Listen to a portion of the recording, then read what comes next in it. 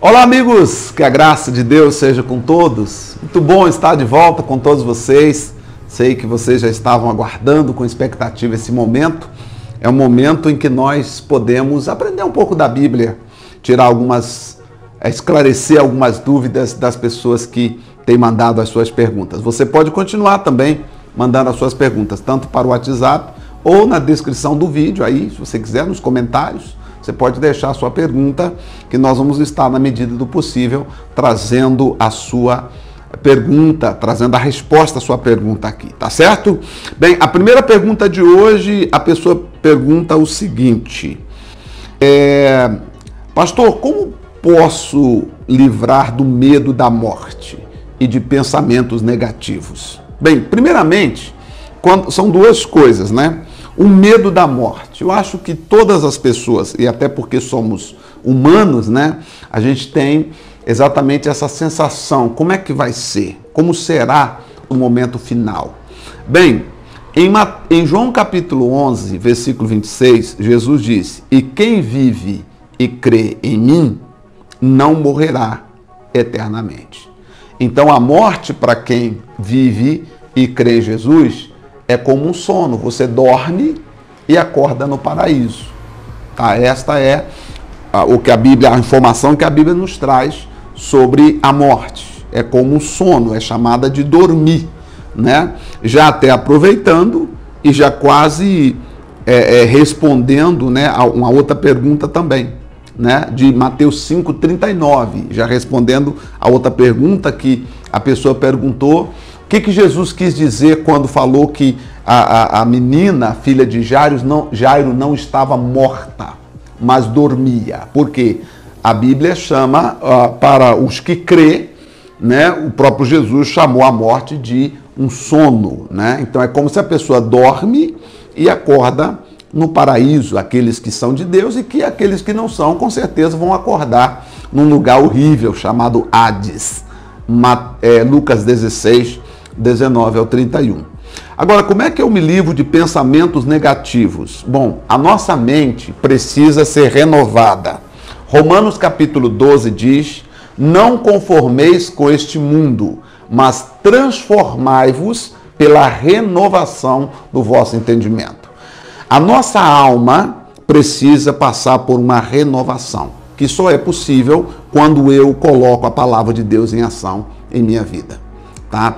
Quando eu falo de alma, a alma é composta de pensamentos, desejos e vontades. Então, os meus pensamentos, os meus desejos e as minhas vontades precisam se adequar à palavra de Deus, para que haja, sim, essa transformação.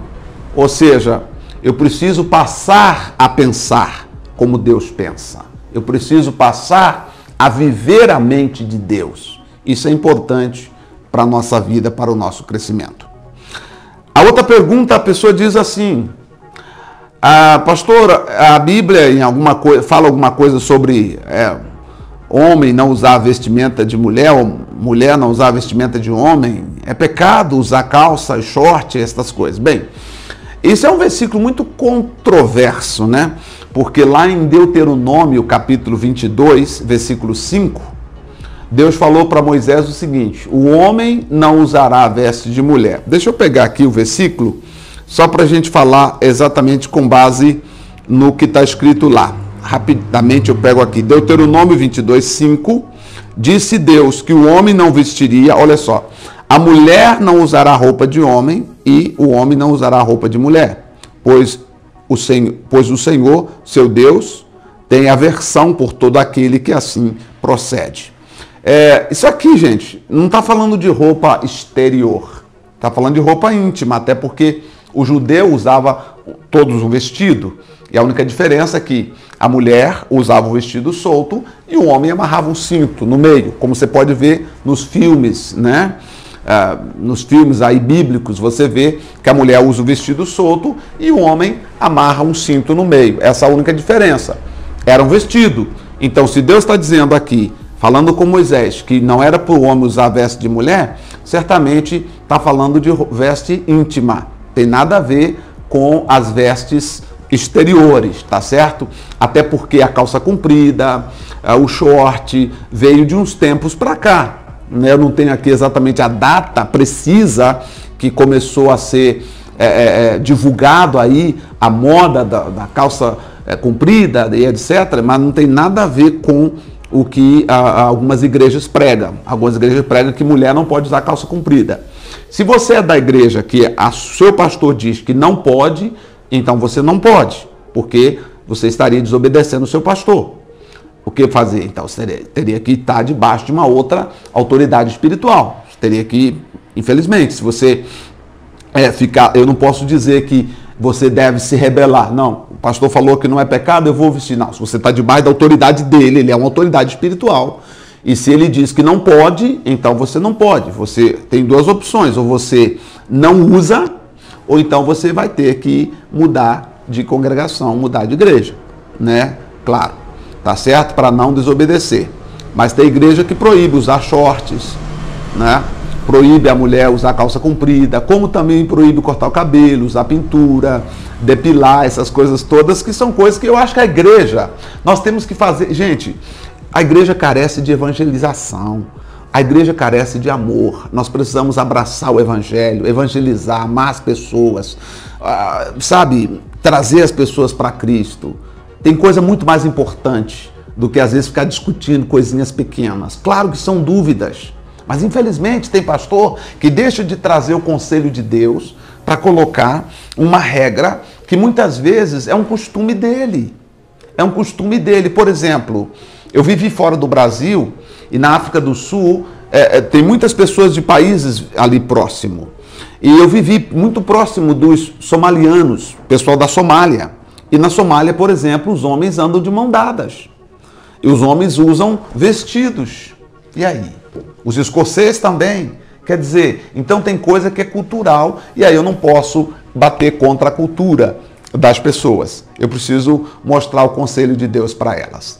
A última pergunta, então, é a seguinte.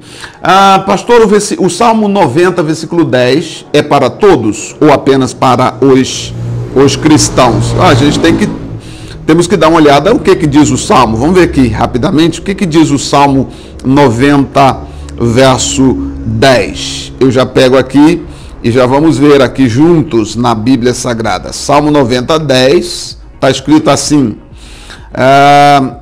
os anos da nossa vida chegam a 70 ou 80 para os que têm mais vigor. Entretanto, são anos difíceis e cheios de sofrimento, pois a vida passa depressa e nós voamos. Gente, aí a pessoa pergunta se isso aqui é uma promessa ou se é para todos. Não, eu acredito que isso aqui é para todos, tá? Isso aqui é para todos. Os anos da nossa vida é 70, 80. Mas tem gente que já está com 100 e pouquinho. Mas você pode analisar, é como algumas traduções dizem assim: se alguns pela sua robustez, né, pelo seu preparo físico, o cuidado que teve com a sua saúde anterior, passar disso, né, infelizmente, os tempos vão se passando e virá momentos difíceis de fraqueza, de não poder fazer muitas atividades que gostaria de fazer. Eu conheço pessoas que eram muito ativas e hoje tem até dificuldades. Eu aconselho, às vezes, o pessoal da melhor idade, às vezes algumas senhoras, que às vezes elas querem continuar fazendo o mesmo trabalho. Por exemplo, um dia o filho chegou em casa, a mãe pôs a escada, subiu para limpar a caixa d'água, e a mãe está com quase 70 anos. Falou: não, mãe, você não pode fazer isso. Quer dizer, você vê que na cabeça, às vezes, a pessoa ainda tem vigor, só que o corpo não responde mais ao vigor que às vezes a pessoa tem na mente. Então, isso aqui é para a gente pensar. Os anos da nossa vida são 70, 80. Para os que têm mais vigor, diz a Bíblia, né? Os que souberam cuidar do corpo na juventude. Entretanto, são anos difíceis e cheios de sofrimento. Quer dizer, isso é inevitável. E a nossa vida passa depressa. Vamos cuidar da nossa vida e vamos servir melhor ao nosso Deus. E na próximo programa nós estaremos de volta aqui falando um pouquinho mais com vocês, tá bom? Deus abençoe, obrigado pelo seu carinho. Continue mandando as suas perguntas e nós vamos respondendo aqui. caso você tenha algumas perguntas também sobre a África, nós vamos fazer uma série de programas respondendo perguntas só sobre a África e mostrando algumas coisas também sobre a África do Sul, onde passamos um período evangelizando, tá bom? Deus abençoe, obrigado, gente. Tchau para todos, que a graça de Deus seja sobre todos. Obrigado pela sua companhia.